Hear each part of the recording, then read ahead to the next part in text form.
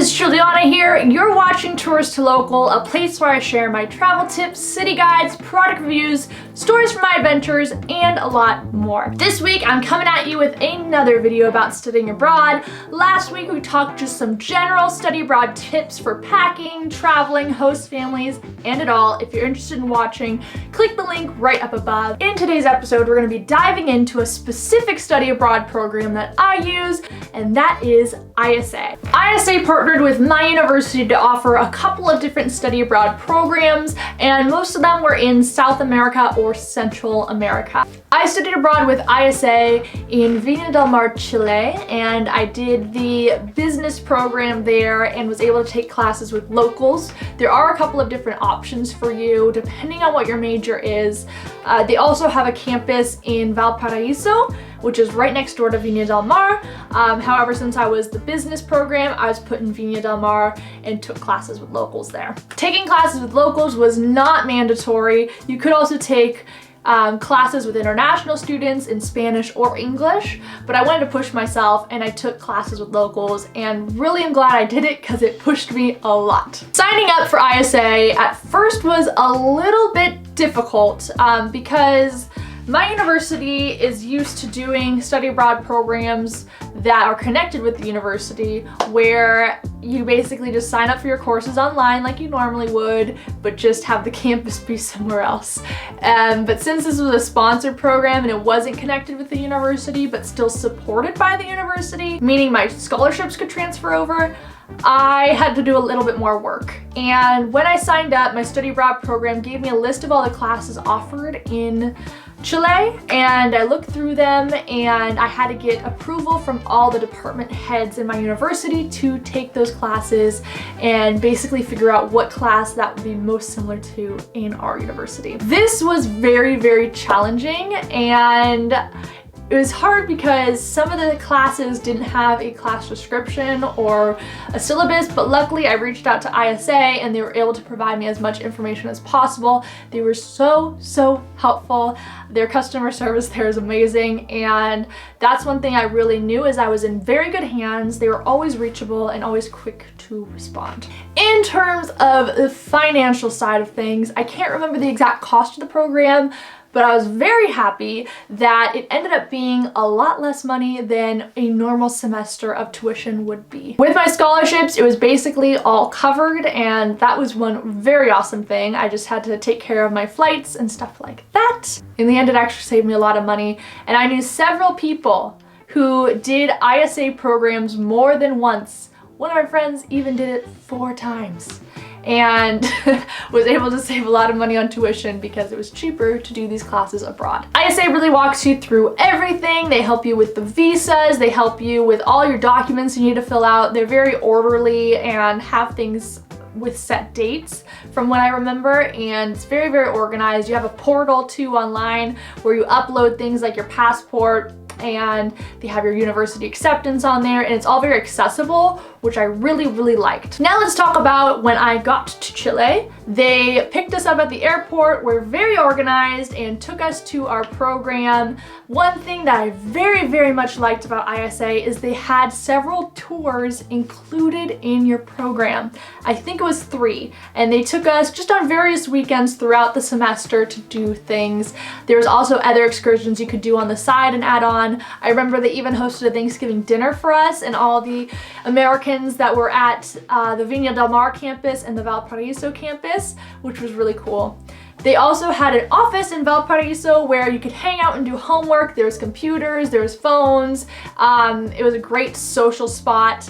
I wasn't as close to that since I was living in Vina del Mar and would have to commute to Valparaiso to go there, but the times I did go there, it was super fun and they were very useful. The time that ISA really proved itself to me was when I was robbed and hospitalized in Chile.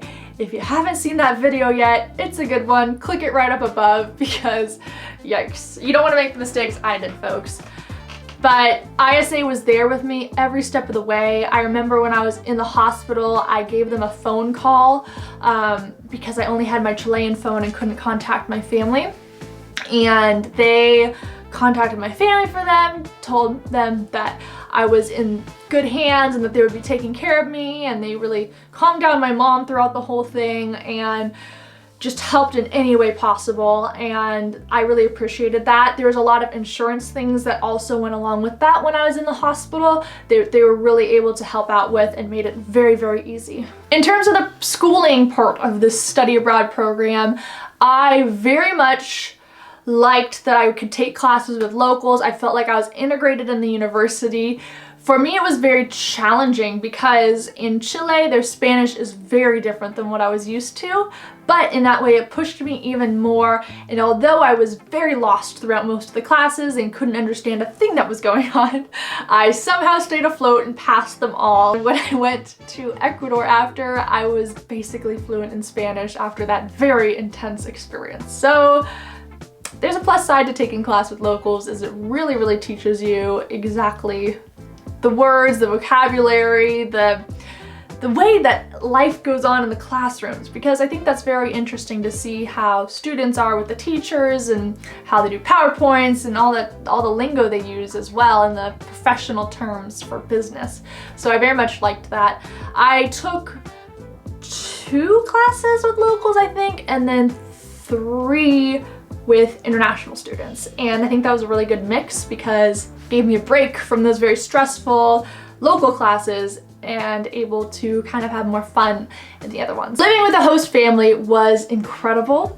They really picked some good host families out. Not many people, I don't think anyone I knew had a problem with their host family. They all loved them dearly and would hang out with them all the time.